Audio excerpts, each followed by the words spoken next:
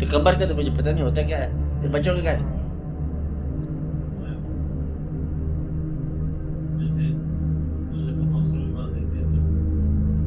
آپ کی برکت سے ہو گیا، افسر کو پتہ بھی نہیں ہوتا، آپ کی برکت سے ہو گیا۔ ہمارے پاس آتے ہیں لوگ، مجھے آپ سب کچھ جانتے ہیں، آپ میں ہمارے رشتوں کو پتہ نہیں۔ خیر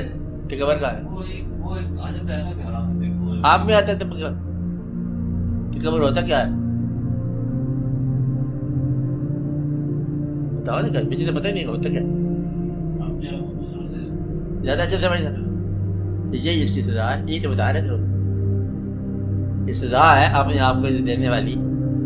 کہ دوسروں کے سامنے تکبر ظاہر کرو گے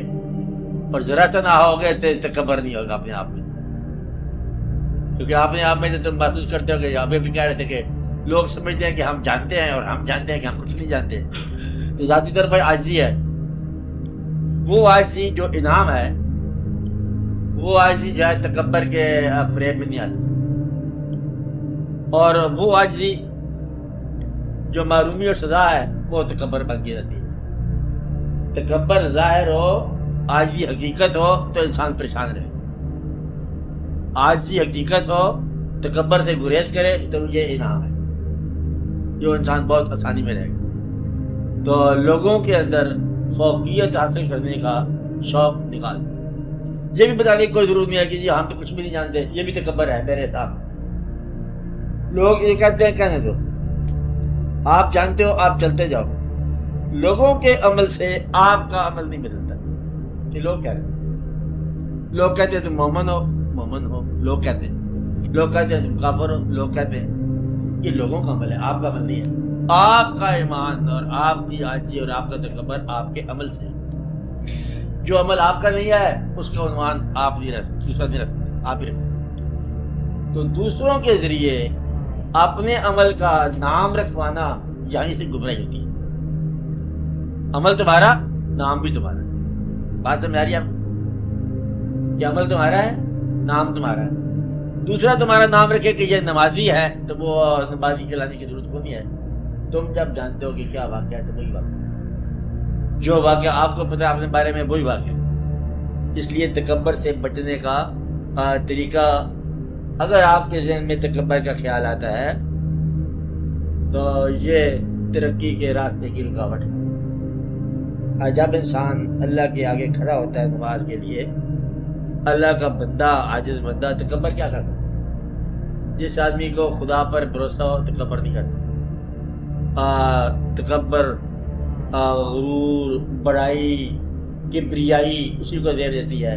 اور رہی عاجزی جو میری چیز ہے، عاجزی اپنی چیز ہے۔ ایک دفعہ ایسا واقعہ ہوا، لوگ بڑے سکتے میں آ گئے کہ دیکھو صاحبان، جس کے لیے، جس ذات گرامی کے لیے اللہ تعالیٰ نے فرمایا کہ میں نے یہ کائنات بنائی اور ان کو ایک زندگی کے بعد واپس بلا لیا اور ان کو اس زندگی میں تکلیف سے بھی گزار دیا، اور آپ صلی اللہ علیہ وسلم کو یتیم مطلب پیدا فرما دیا، تو پھر اس اللہ کے آگے جو ہے کیا آپ نے تکبر کرنا ہے؟ وہ تو درود ضرور پڑھتے جائیں گے اللہ کے حبیب صلی اللہ علیہ وسلم، اللہ اپنے محبوب صلی اللہ علیہ وسلم پر درود بھیجے گا، لیکن موت کے ذائقہ چکو، آپ بات سمجھ رہے؟ اب یہ جو ہے نا اللہ اس کے آگے، اب تسلی مطلب جو ہے نا فقراء وہ مانتے نہیں ہیں، کیونکہ یہ خیال اپنے سمجھ جاتا ہے کہ اللہ نے اس کو اپنے محبوب کو موت سے گزارے، کیسے اگر آپ زندہ ہی مانتے ہیں تو یہ ہے دیکھنا کہ تکلیف سے گزارنا، موت سے گزارنا، ان واقعات سے گزارنا یا بڑھاپے سے گزارنا، تو انسان پر تکبر کا سوال ہی نہیں ہے۔ جب انسان آ گیا، جو اس جامع میں آیا ہے نا، یہ عاجزی کا جامع ہے انسان، اور جو انسان کے جامع سے باہر ہوگا وہ کوئی اور شے ہوگا۔ تکبر کا مطلب ہی نہیں ہے، عاجزی ہی انسان کا زیور ہے، اور یہی اس کے اصل ہے اور یہی اس کا انجام ہے۔ انسان کو ذرا غرور کرے کہ جاگنے کا تکبر جو ہے نا نیند کی عاجزی میں گم ہو جاتا ہے، جاننا جہالت میں گم ہو جاتا ہے، صحت بیماری کے عاجزی میں گرفتار ہو جاتی ہے، ہونا نہ ہونے کی ذات میں ہو جاتا ہے، اور انسان جو ہے نا بس والا انسان بے بسی سے گزر جاتا ہے۔ اس میں تکبر جہالت ہی کا نام ہے، تکبر لا علمی کا نام ہے۔ جب علم آ جائے تو پھر تکبر نکل جاتا ہے۔ علم کی ابتدا ہی ہوتی ہے ہیوملٹی، عاجزی سے۔ اس لیے ذرا تھوڑا سا سوچا جائے تو پھر استغفار پڑھا جائے، جب کبھی تکبر آ جائے استغفار پڑھا جائے تو یا اللہ مہربانی معاف کر، کیونکہ یہ معرومی کی ابتدا ہوتی ہے، معرومی کی ابتدا ہوتی ہے، اور عاجزی جو ہے نا یہ ترقی کی ابتدا ہوتی ہے۔ اس لیے دعا کیا کرو کہ اللہ تعالیٰ آپ کو معرومی سے بچائے، اور اپنے سے بڑوں کے پاس رہا کرو، تکبر نہیں آئے گا، بزرگوں کا ادب کیا کرو، ماں باپ کے ساتھ وقت گزارو، ان کی قبروں یادوں میں رہو، تکبر نہیں آتا، موت کا خیال رکھو، تکبر نہیں آئے گا، کہ بڑے بڑے مطلب بادشاہ سکندر یہ وہ سارے کے سارے روانہ ہو، تو یہ تکبر جو ہے نا ختم کرنے کا انجام یہی ہے، غور کرنے کا طریقہ یہی ہے۔ قبرستان میں ہر روز جایا کرو، یعنی ہر جمعرات کو جایا کرو، مہینے میں ایک بار جایا کرو، تکبر سب ختم ہو جائے۔ وہ اس کا شعر اس نے کہا تھا میر صاحب نے، وہی شعر ہے، کیا ہے، کل پاؤں ایک کاسا ہے سر پر جو جا پڑا،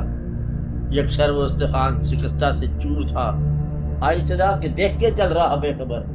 میں بھی کبو کسی کے سرے پر غرور تھا۔ کیا جا رہا ہے، کہتے ہم یہاں پر ہڈیوں کے ڈھانچے ہیں، کبھی انسان کو ذرا نگاہ مل جائے تو پتہ چلتا ہے کہ زمین بھری پڑی ہے انسانی ہڈیوں کے ڈھانچے سے۔ تو پھر اس لیے جب آپ دیکھو تو پھر کیا ہڈیوں کے اوپر ہڈیاں بیٹھ کے بات کر رہی ہیں، تو کیا کریں، ماٹی پر ماٹی چلے اور چلے ہزاروں رنگ، انت کو ماٹی جائے ملے ماٹی ہی کے ساتھ، مٹی پر مٹی جلتی جا رہی ہے، ہزاروں رنگ برنگ کے کپڑے لباس پہنتے جا رہے ہیں، اور آخر مٹی مٹی مل جائے گی، اب مطلب ایسی بات ہے نا، اور مٹی مٹی بھی، اور یہ بتاتی ہے، اطلاع کرتی ہے مٹی کہ ہم قریب ہے تیرے ساتھ ہیں۔ کہتے ہیں کہ جب ایک بال پہلا، وہ پرانی کتابوں میں لکھا تھا، ایک بادشاہ سلامت تھا، اس نے ایک دم آئینہ دیکھا، اس کا ایک بال سفید نظر آیا، اس کو کہتے ہیں یہ موت کا پیغام آ گیا، جب بال سفید ہونے لگے موت کا پیغام ہے، جب آپ کے عزیز رشتے دار کے فوت ہونے لگ جاتے ہیں موت کا پیغام، موت کا پیغام جو ہے موت کے عمل کے اظہار سے ہوتا ہے کہ موت اب قریب قریب آ گئی، قریب ہی آ گئی، ڈال ہاتھ دریا دے، ڈال اگر جانتے ہیں نا آ کے دریا جائے، پہلے کوئی عزیز چلا گیا، پھر کوئی اور چلا گیا، کوئی اور رشتے دار چلا گیا، یہ اصل میں دریا آپ کی طرف آ رہا ہے، اصل میں واقعہ آپ ہی کی طرف آ رہا ہے۔ اب تکبر غرور کو نکالو اور اپنے آپ کو سنبھالو، یہ ایک واقعہ اس کا ہے، غور سے دیکھنا چاہیے، استغفار آپ پڑھنا چاہیے، غور کرنا چاہیے، اور شب بیداری کرنا چاہیے۔ اگر آپ کے پاس حالات زمانہ موجود ہیں تو، اگر صحت کمزور ہے تو